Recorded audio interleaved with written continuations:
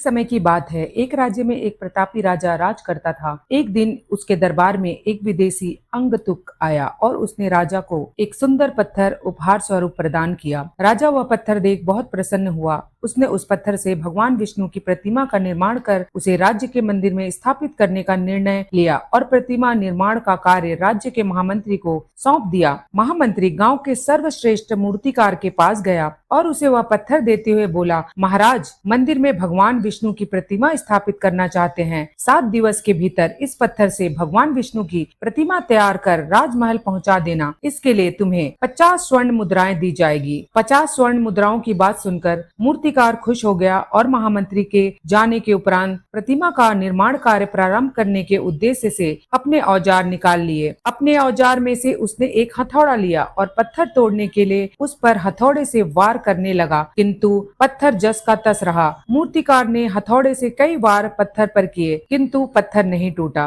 50 बार प्रयास करने के उपरांत मूर्तिकार ने अंतिम बार प्रयास करने के उद्देश्य से हथौड़ा तो उठाया, किंतु यह सोचकर पत्थर पर प्रहार करने के पूर्व ही उसने हाथ खींच लिए कि जब 50 बार वार करने से पत्थर नहीं टूटा तो अब क्या टूटेगा। वह पत्थर लेकर वापस महामंत्री के पास गया और उसे यह कहकर वापस कर आया कि यह पत्थर तो तोड़ना नामुमकिन है, इसलिए इससे भगवान विष्णु की प्रतिमा नहीं बन सकती। महामंत्री को राजा का आदेश हर हाल हर स्थिति में पूर्ण करना था, इसलिए उसने भगवान विष्णु की प्रतिमा निर्मित करने का कार्य गांव के एक साधारण से मूर्तिकार को सौंप दिया। पत्थर लेकर मूर्तिकार ने महामंत्री के सामने ही उस पत्थर पर हथौड़े से प्रहार किया और वह पत्थर एक बार में ही टूट गया। पत्थर टूटने के बाद मूर्तिकार प्रतिमा बनाने में जुट गया। इधर महामंत्री सोचने लगा कि काश पहले मूर्तिकार ने एक अंतिम प्रयास और किया होता तो सफल हो गया होता और 50 स्वर्ण मुद्राओं का हकदार बनता। तो मित्रों, इस कहानी से हमें क्या शिक्षा मिलती है? हम भी अपने जीवन में ऐसी परिस्थितियों से दो चार होते रहते हैं। कई बार किसी कार्य को करने के पूर्ण या किसी समस्या के सामने आने पर उसका निराकरण करने के पूर्व ही हमारा